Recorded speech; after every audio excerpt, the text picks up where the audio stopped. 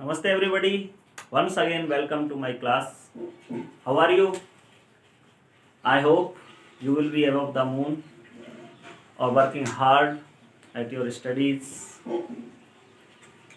We are reading the poem My Last Duchess composed by Robert Browning.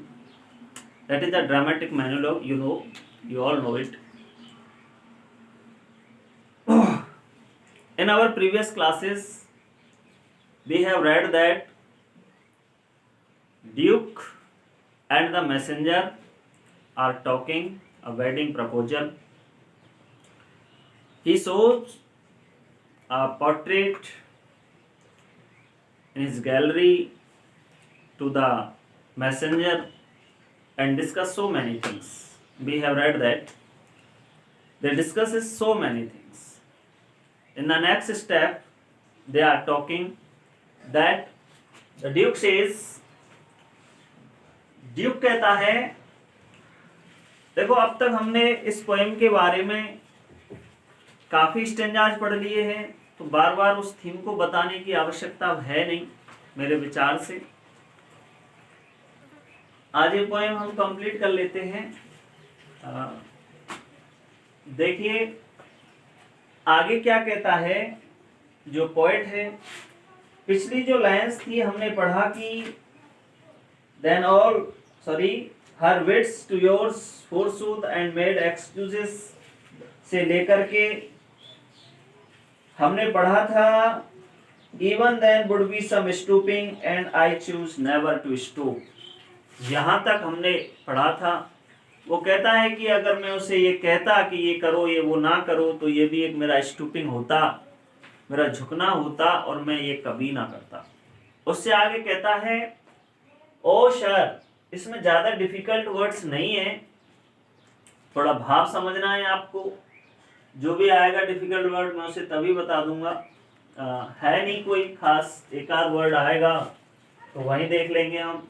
आज थोड़ा ज़्यादा पढ़ेंगे और क्लासेस की तुलना से, जिससे कि पूरा हो सके।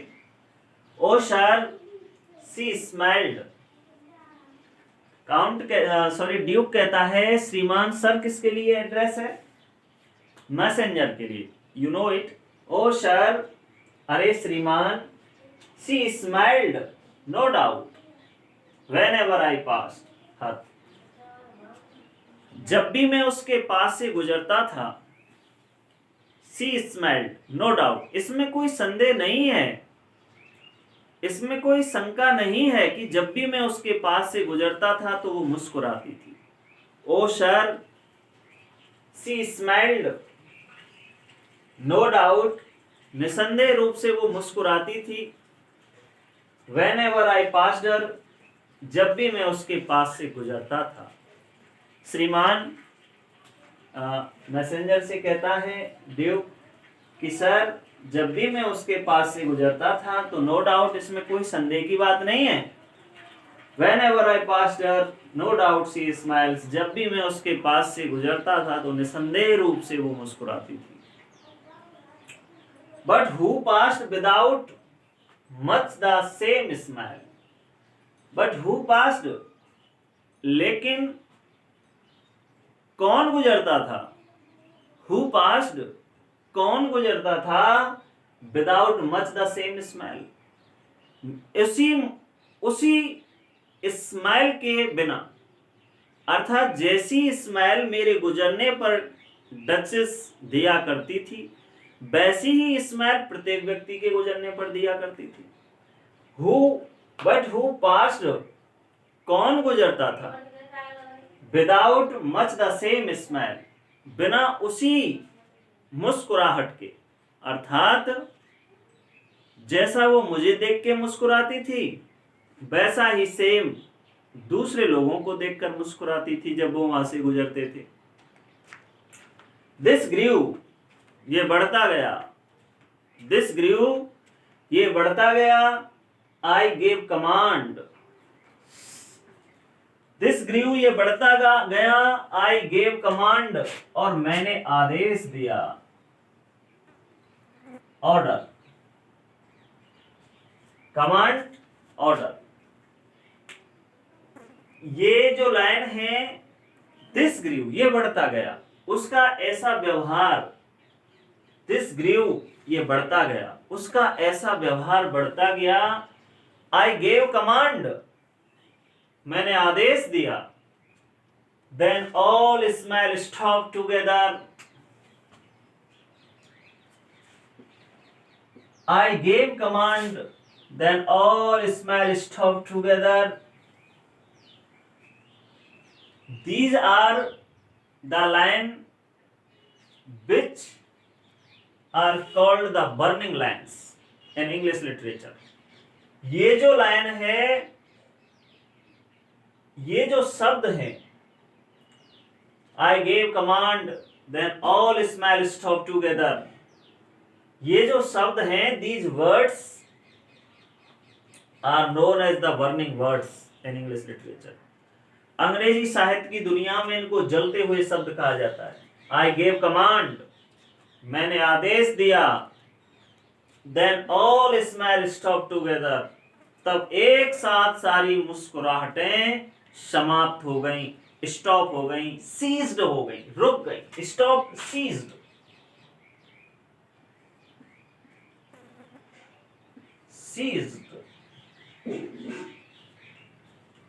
ये लाइन हमें ये बताती है, ये जो शब्द है ये हमें बताते हैं, these शब्द tell us that the Duke gets murdered of her wife in early age.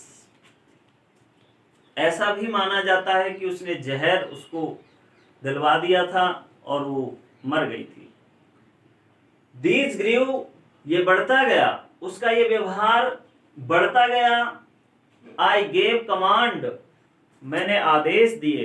Then all smile stopped together, तब सारी की सारी मुस्कुराहटें एक साथ समाप्त हो गईं, सीज्ड हो गईं, बंद हो गईं, अर्थात मैंने उसे मरवा दिया।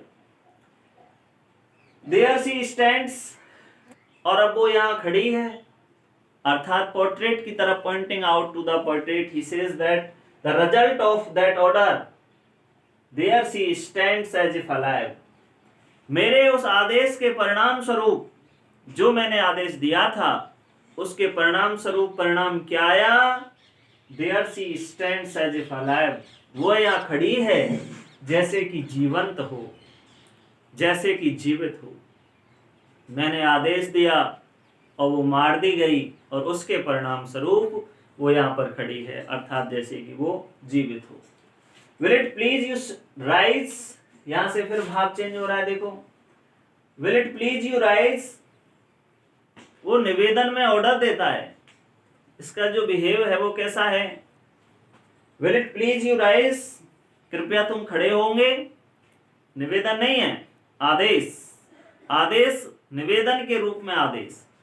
Will it please you rise? क्या तुम खड़े होंगे? We will meet the company below. ये लाइन ये बताती है कि ये जो है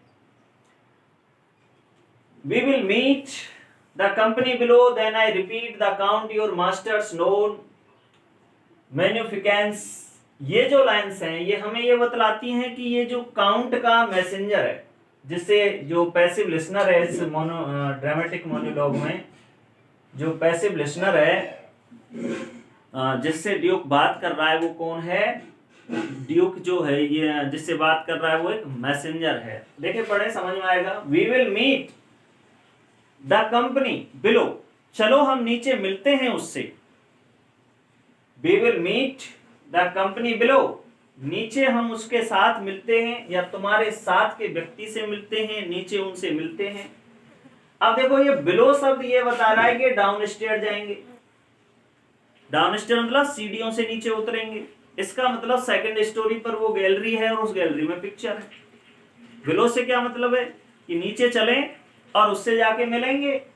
then I repeat the count your master's known magnificence. अब यहां से देखिए फिर भाव चेंज होता है। आई रिपीट, मैं दोहराता हूं, the count your masters, the count, count से नीचे चल के मिलेंगे। योर मास्टर्स, तुम्हारा जो मालिक है। नोन, जो कि जाना जाता है, फेमस है। Known, famous for. नोन का मतलब यह है फेमस फॉर। नोन का मतलब क्या है? फेमस फॉर, प्रसिद्ध है।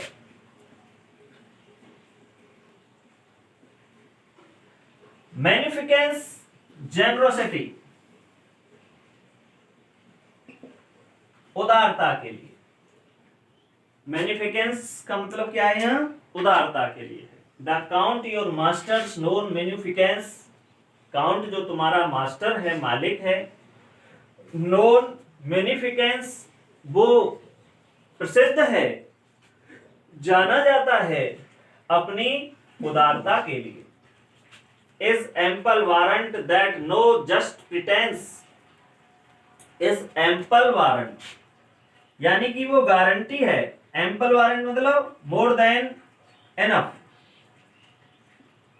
मोर देन एनफ, यानी कि उसकी जो जनरोसिटी है, उदारता है उसकी, वो मेरे लिए पर्याप्त वारंटी है। Know just pretence of mind for डोरी विल बी डिसअलाउड, कि मेरी जो डोरी की मांग है, डोरी मीन्स दहेज, मेरी जो दहेज की मांग है, विल बी डिसअलाउड, उसके लिए मुझे मना नहीं किया जाएगा। मुझे ये पता है, और उसकी जो उदारता है वही इस चीज की गारंटी है, वारंटी है, कि जो मेरी मांग है, उसकी दहेज की जो मेरी मांग है, उसको डिसअलाउड नहीं किया जाएगा, उसकी मना नहीं की जाएगी।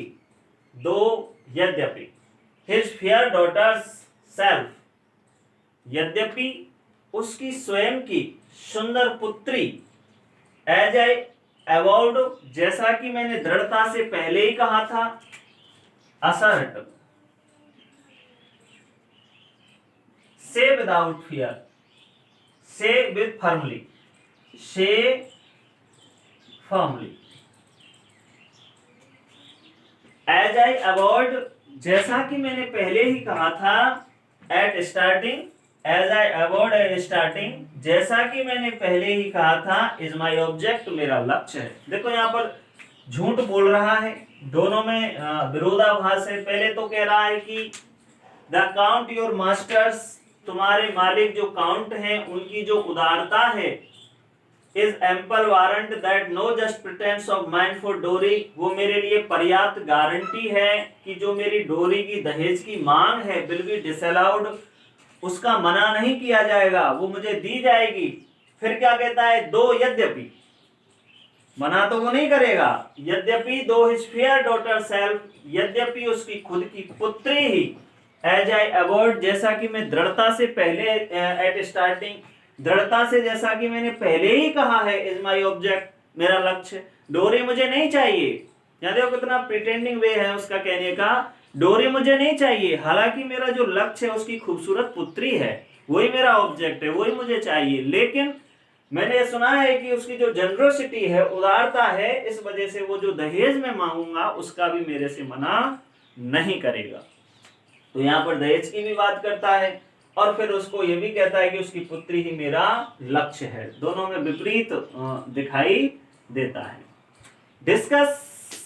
Discussing over the portrait and the qualities of the Duchess, the Duke says that whenever I passed her, she smiled, but that is not fair, because whenever anybody passes her, she smiles in return. So that is not important for me that she smiles when I passed her. And then this bad habit grew day by day, and at last I gave command, and all the smiles together, i.e. I gives command and I gets her murdered by someone or by something. That is not clear here. And the result of my order, when I ordered him, the result of the order was that she was hanging here. She is hanging here in the portrait. Again he says that, further he says that, will you please rise, please stand up, and we should go downstairs and we meet to the Count your master. He says in the dramatic way that I need not the dowry. My only object is his daughter, fair daughter. But I know his generosity that my demand of dowry will never disallowed. Okay, though my only object is his daughter, fair daughter. Okay, that is our today's explanation. इसका अगला part देखते हैं, थोड़ा सा शेष है वो भी कर लेते हैं, नहीं तो ये फिर अधूरी रह जाएगी. देखिए,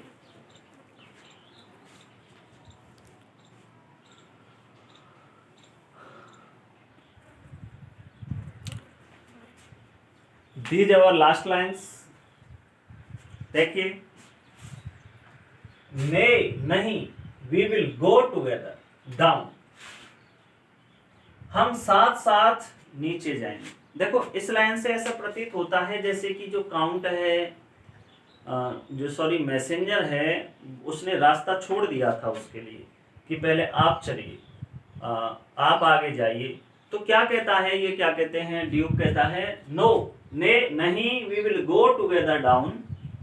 हम नीचे एक साथ चलेंगे. सर, श्रीमान, notice Neptune sea god. Notice देखो सी गॉड को. वहां एक प्रतिमा लगी हुई है. जैसे वो डाउन स्टेयर जा रहे हैं तो उसे दिखाता है कि वहां एक प्रतिमा लगी हुई है. दो टेमिंग ए सी हॉर्स. टेमिंग मींस बस में करना. सी हॉर्स, जो कि एक सी हॉर्स को बस में कर रहा है. जब वो डाउन स्टेयर जा रहे हैं तो उसने देखा कि वहां पर एक प्रतिमा लगी हुई है. वो दिखाता है, देखा उस जो ड्यूक है उसे जानबूझकर दिखाता है, नेपच्यून की प्रतिमा को जानबूझकर दिखाता है कि नोटिस उसे देखो. दो टेमिंग ए सी हॉर्स, जो कि एक सी हॉर्स को समुद्री घोड़े को बस में कर रहा है. Thought a rarity. और ये जो प्रतिमा है, ये स्टेचू है, रेयरिटी, दुर्लभता की निशानी, रेयर है.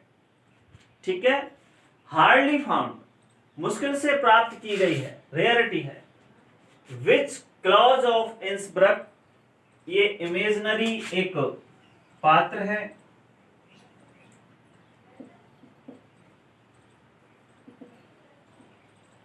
इमेजनरी आर्टिस्ट है. विच क्लॉज ऑफ इंसब्रक, जो कि बना cast in bronze for me, मेरे लिए बनाई गई है ब्रॉन्ज में. जो कि मेरे लिए ये मूर्ति बनाई गई है, जो एक बहुत ही दुर्लभ है. नहीं, we will go together down, हम नीचे एक साथ जाएंगे. सर, नोटिस देखो नेपच्यून, उस नेपच्यून की प्रतिमा को देखो. दो टेमिंग ए सी हॉर्स, जो कि एक समुद्री घोड़े को बस में कर रहा है. थॉट ए रेयरिटी, जो कि एक दुर्लभता की पहचान है, दुर्लभ मूर्ति है. Which Claus of Innsbruck cast in bronze for me, जो विशेष रूप से क्लॉज ऑफ इंसब्रक ने मेरे लिए बनाई है. देखो, ये जो लाइन्स है इसमें थोड़ा रहस्य छिपा हुआ है. क्या है कि वो जो डाउन स्टेयर आ रहे हैं तो वो नेपच्यून की उसको दिखाता है, प्रतिमा को दिखाता है. क्या कहना चाहता है, आपने पहले पढ़ा कि वो कहता है कि 900 ईयर्स ऑनर्ड, 900 वर्ष पुराना मेरा इतिहास है, उसका नाम मैंने उसे दिया. तो वो अपनी वैभवता की चीजों को दिखाना चाहता है. किसके लिए, मैसेंजर के लिए, जिससे वो समझ जाए कि उसकी वैल्यू क्या है. जो पोएट होता है यहाँ पर उसको जानबूझकर ड्यूक जो है जानबूझकर नेपच्यून की प्रतिमा को दिखाता है कि मेरे पास ऐसी ऐसी वैभवशाली चीजें हैं और इनको देख के आपको समझ जाना चाहिए कि मेरे जो लाइनेज है, जो मेरा वंश क्रम है, उसकी रेपुटेशन का सवाल है, इसलिए मुझे डोरी चाहिए. ही प्रिटेंड, जो ड्यूक है, the Duke pretends that I need not डोरी, but he shows so many elements, so many aspects of his luxuries, his reputation, like 900 years lineage and the statue of Neptune. He wants to put in the mind of messenger that he need not dowry and his first aim is to get her fair daughter only. But in a roundabout way, he wants to says that he wants to says that I need no dowry because I weigh. Everybody weighs the reputation with the dowry. प्रत्येक व्यक्ति जो है वो reputation को डोरी के हिसाब से मापता है, तो वो वे करता है, इससे वेज करता है, तोलता है, मापता है कि जो डोरी मुझे मिलेगी उससे मेरी रेपुटेशन का बढ़ावा होगा, उससे मेरी रेपुटेशन के बारे में लोग जानेंगे। That is all about our poem. हमने इस पहली पोएम को पढ़ा। कल से कुछ इसके शॉर्ट क्वेश्चंस देखेंगे और एक्सप्लेनेशन की बात करेंगे। जो इम्पोर्टेंट क्वेश्चंस बनते हैं उनके बारे में बातचीत करेंगे। आप इसे एक से ज़्यादा बार देखें तो समझ में निश्चित रूप से आएगा। ठीक है, stay home, be safe and keep learning with us. Thank you.